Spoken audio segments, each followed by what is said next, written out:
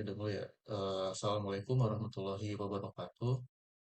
Perkenalkan, nama saya Yozan Dinata dengan NIM 2310 1140 1502. Jadi hari ini saya mau mempresentasikan hasil dari machine learning saya, yaitu analisis dari penumpang kapal Titanic. Kita lanjut. Sebentar.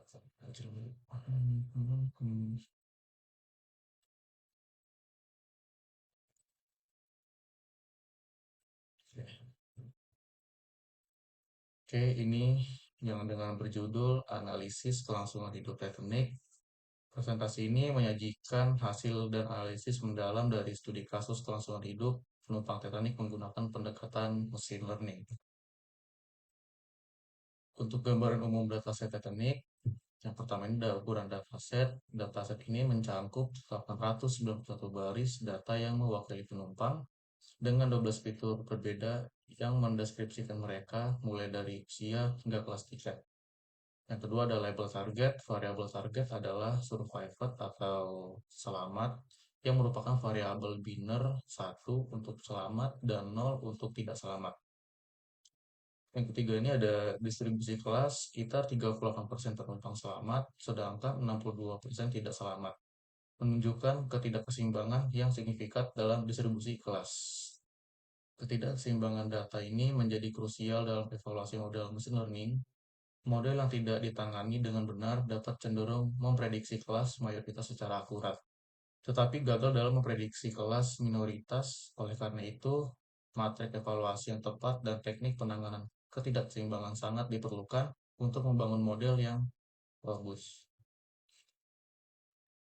Di sini ada distribusi langsung hidup penumpang. Memahami proporsi penumpang yang selamat dan tidak selamat adalah langkah pertama dalam analisis ini. Mengungkapkan tantangan inherent dalam membangun model prediktif yang akurat. Grafik di atas menunjukkan 62% penumpang tidak selamat, sementara 38% berhasil selamat. Dominasi kelas tidak selamat ini menciptakan ketidakseimbangan data yang signifikan. Dalam konteks machine learning, hal ini berarti model cenderung lebih sering melihat dan belajar dari contoh penumpang yang tidak selamat. Oleh karena itu, jika model hanya diukur berdasarkan akurasi, mungkin terlihat memiliki kinerja yang baik dengan memprediksi sebagian besar kasus sebagai tidak selamat. Tetapi sebenarnya gagal dalam mengidentifikasi penumpang yang selamat. Untuk evaluasi yang lebih tepat, kita harus menggunakan matriks seperti recall, F1 scores, dan area under the curve atau AUC yang memberikan gambaran kinerja model yang lebih komprehensif pada dua kelas. Pengaruh jenis kelamin pada kelangsungan hidup. Salah satu faktor yang paling signifikan yang mempengaruhi kelangsungan hidup di Titanic adalah jenis kelamin penumpang. Sebuah refleksi langsung dari kebijakan evakuasi yang diterapkan. Jadi grafik di atas ini menunjukkan bahwa 75% penumpang berhasil selamat berbanding terbalik dengan maksudnya 74 perempuan berhasil selamat berbanding terbalik dengan laki-laki yang selamat, yaitu 21%. Jadi disparitas yang mencolok ini secara langsung mencerminkan kebijakan evakuasi wanita dan anak-anak dahulu yang diprioritaskan saat kapal tenggelam. Implikasinya bagi machine learning adalah model akan mempelajari dan mereplikasi bias historis ini. Meskipun akurat dan memprediksi pola historis, model tersebut dapat menimbulkan pertanyaan etika jika digunakan dalam konteks modern tanpa mempertimbangkan bias bawaan dari data pelatihan. Pengaruh kelas penumpang terhadap kelas penumpang. Pengaruh kelas penumpang terhadap kelangsungan hidup. Kelas penumpang atau P-class di Titanic merupakan indikator sosial ekonomi yang kuat. Namun, analisis menunjukkan korelasi signifikan antara kelas tiket dan probabilitas kelangsungan hidup. Sini ada diagram batangnya. kelas 1, 2, dan 3. Jadi grafik di atas dengan jelas menggambarkan bahwa penumpang kelas 1 memiliki tingkat kelangsungan hidup yang tertinggi yaitu 63%, diikuti oleh kelas 2 yaitu 47%, dan secara signifikan lebih rendah untuk kelas 3 yaitu 24%. Disparitas ini mencerminkan struktur sosial pada masa itu dan implementasi prioritas evakuasi. Penumpang kelas atas kemungkinan besar memiliki akses yang lebih mudah dan cepat ke skoci penyelamatan. Pengaruh usia kelangsungan hidup. Distribusi kelangsungan hidup berdasarkan usia mengungkapkan dinamika yang menarik di mana kelompok usia tertentu memiliki probabilitas selamat yang berbeda, mencerminkan prioritas sosial dan kebijakan evakuasi pada masa itu. Jadi grafik di atas mengidentifikasikan bahwa anak-anak dari 0 sampai 12 tahun memiliki tingkat kelangsungan hidup yang lebih tinggi yaitu 55% dibandingkan dengan kelompok usia lainnya. Ini sejalan dengan prioritas wanita dan anak-anak dahulu. Meskipun demikian, dampak usia dampak usia tidak sekuat jenis kelamin atau kelas penumpang, menunjukkan bahwa faktor-faktor lain memiliki bobot lebih besar dalam menentukan kelangsungan hidup secara keseluruhan. eh, Hasil model klasifikasi setelah serangkaian analisis dan eksplorasi yang mendalam, model klasifikasi telah dilatih dan dievaluasi. Model ini menggunakan fitur-fitur kunci yang teridentifikasi untuk memprediksi probabilitas kelangsungan hidup penumpang Titanic. Model telah berhasil proba mengenali pola dan korelasi yang signifikan dalam dataset. Fitur-fitur utama yang menjadi fokus model seperti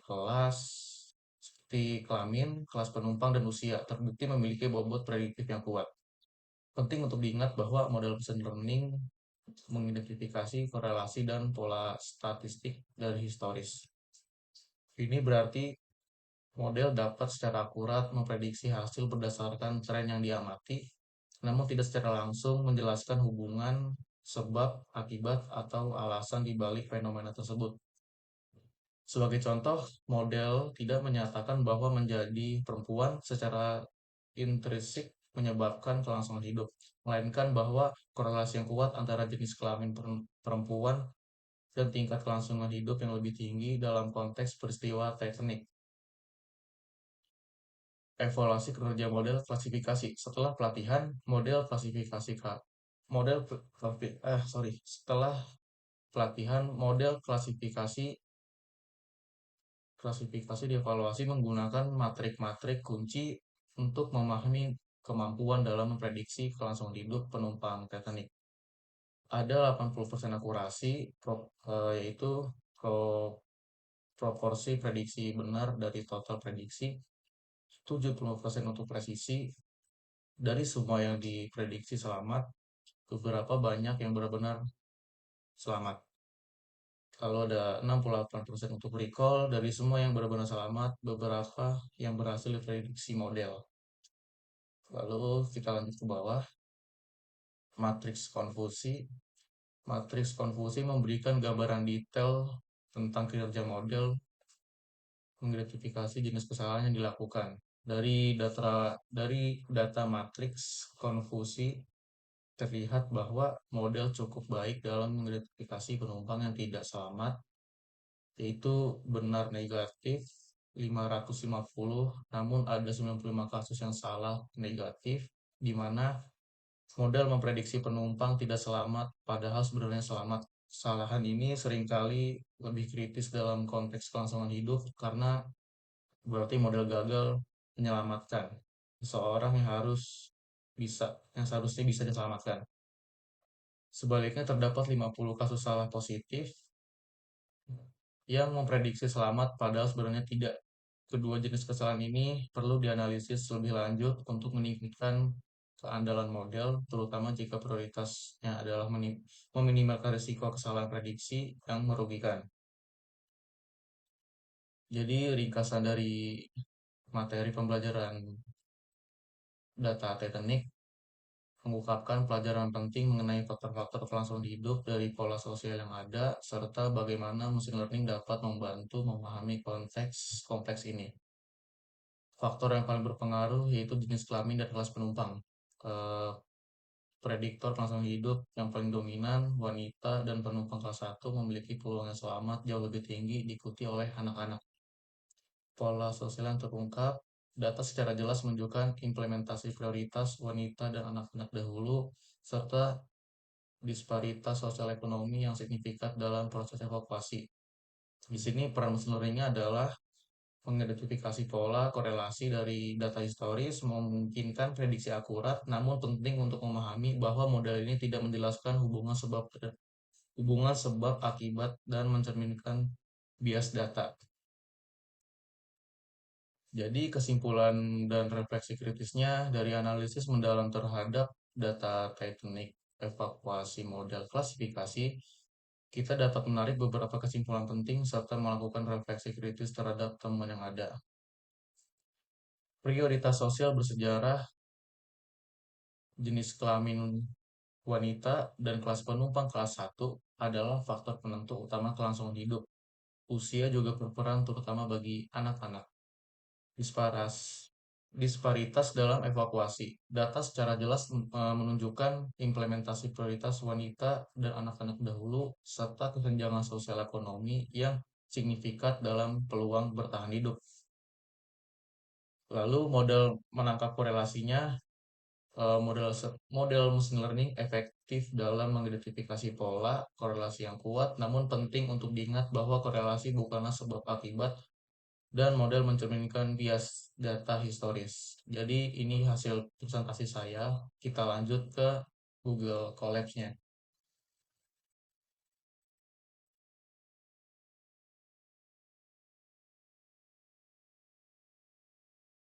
Oke, ini dari hasil Google Colabs saya yang kita sudah machine learning kan. Untuk di slide utama ini perpustaka penting itu ada Pandas untuk manipulasi data seperti data frame dan API untuk operasi numeriknya. Di sini kita membuat dataset trend CSV ke dalam data frame. Trend dan tes CSV ke dalam data frame, test dari data utama yang akan kita analisis dan digunakan untuk melatih model. Untuk sel selanjutnya, sel ini memeriksa jumlah nilai yang hilang atau none di setiap kolom untuk kedua dataset. Ini penting untuk memahami integritas data. Selain itu, ia mencetak bentuk atau jumlah baris dalam kolom dari data frame, trend, dan test. Selanjutnya, perintah train.info memberikan ringkasan informasi data frame train. Ini mencakup jumlah entry, jumlah kolom, nama kolom, jumlah nilai non-full per kolom. Tipe data setiap kolom, dan menggunakan memori. Ini sangat berguna untuk identifikasi cepat kolom dengan nilai yang hilang seperti umur, kabin, dan embercat.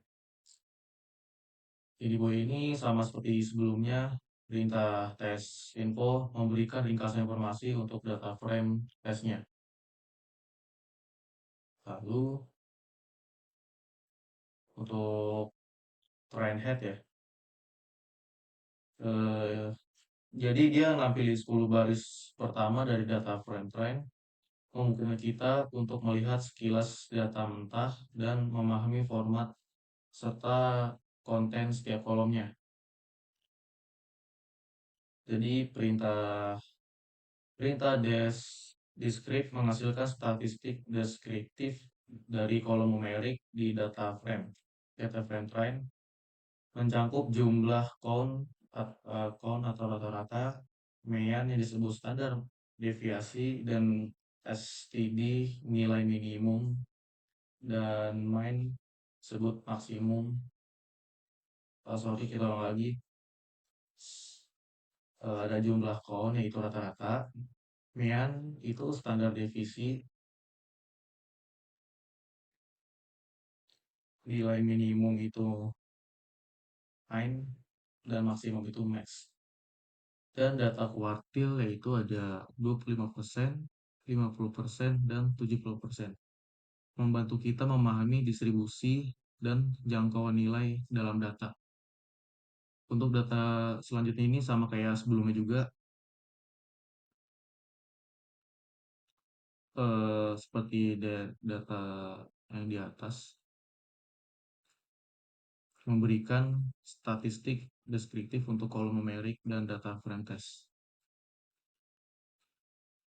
Nah, selanjutnya ini sel ini secara deskriptif menghitung dan menampilkan jumlah nilai yang hilang setiap kolom di data frame prime. Jadi ini langkah-langkah penting untuk perancangan strategi penanganan nilai yang hilang. Jadi sel ini menghitung nilai yang hilang di data frame test dan kemudian menambahkan kolom yang selamat ke dalam data frame test. Jadi kolom yang selamat ini digunakan untuk menyimpan hasil prediksi kita nantinya sesuai format yang diharapkan untuk mengirim solusi. Terus data visualisasi using Metholic dan Seaborn Pancakes. Jadi sel ini mengimpor pustaka visualisasi untuk pembuatan grafik dasar dan Seaborn, visualisasi statistik yang lebih canggih dan estetis, yang menghasilkan gaya default Seaborn untuk semua plot yang akan datang. Kita lanjut ya, bar chart for categorical feature. Jadi yang pertama ada bar chart untuk membuat bagan batang yang membandingkan jumlah penumpang yang selamat dan meninggal berdasarkan fitur kategorikal tertentu. Fungsinya digunakan berulang kali untuk menganalisis berbagai fitur. Terus, jadi sel ini memanggil fungsi bar chart yang telah apa sih namanya? Didefinisikan sebelum untuk memvisualisasikan hubungan antara jenis, kelamin, dan kelangsungan hidup. Outputnya juga mencetak jumlah penumpang selamat dan yang meninggal berdasarkan jenis kelaminnya. Jadi kita lanjut ke bawah, the chart confirm woman more likely survive that. Jadi sel ini memvisualisasikan hubungan antara kelas tiket atau yang disebut P-class dan kelangsungan hidup menggunakan bar chart. Outputnya juga mencetak jumlah penumpang selamat dan meninggal berdasarkan kelas tiketnya. Jadi sel ini jadi sel ini jadi sel ini menghubungkan antara jumlah saudara atau pasangan dan kelangsungan hidup menggunakan bar chart. Jadi outputnya juga mencetak jumlah penumpang selamat dan meninggal berdasarkan jumlah saudara dan pasangan. Lalu kita ke bawah lagi. Uh, Kalau sel ini hubungan antara jumlah orang tua dan anak dan kelangsungan hidup menggunakan bar chart juga. Outputnya juga mencetak jumlah penumpang yang selamat dan meninggal berdasarkan jumlah orang tua dan anak. Selanjutnya ada hubungan antara pelabuhan serta keberangkatan dan kelangsungan hidup menggunakan bar chart. Outputnya juga mencetak jumlah penumpang selamat dan meninggal berdasarkan pelabuhan keberangkatan. Jadi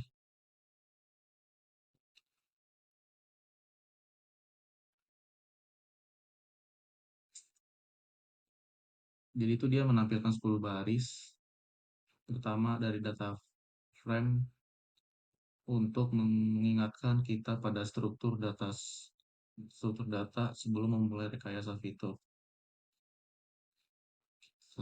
Lanjut lagi ke feature engineering.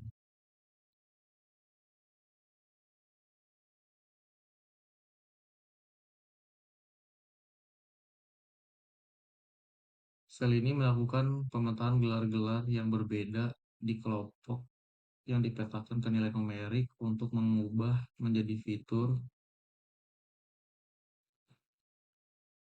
jadi fitur apa ya? Fitur yang dapat digunakan oleh model machine learning, misalnya kayak ada Mister menjadi nol, Miss menjadi satu, dan MRS ya saya sebutnya menjadi dua, dan gelar lainnya dikelompokkan menjadi tiga, menampilkan beberapa baris pertama dari dataset terakhir yang dimodifikasi atau datanya tuh merujuk pada tes dalam loop sebelumnya setelah pemutaran gelar untuk memastikan perubahan telah diterapkan dengan benar.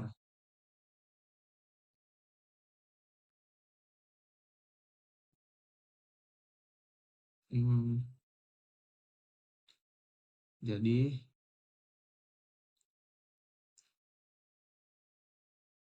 langsung aja yang terakhir.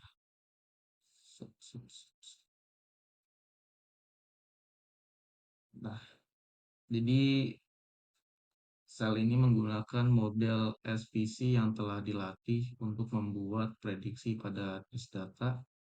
Hasil prediksi 0 atau 1 disimpan ke kolom, 0 dan 1 disimpan ke kolom, ke kolom atau kayak disimpan tuh ke kolom selamat, baru di tes data, kemudian data frame submission dibuat dengan guard dari data pengujian asli dan prediksi selamat yang baru. Terakhir disimpan ke file CSV bernama submission.csv yang digunakan untuk mengunggah hasil kompetisi parameter indeks atau false, memastikan bahwa indeks data frame tidak tertulis ke dalam file CSV. Ya, jadi ini hasil penjelasan saya, masih kurang teliti ya. Saya masih belajar juga. Eh, Kalau ada salah kata dalam penyebutan, mohon dimaafkan. Sekian dari pembahasan saya. Sekian dan terima kasih.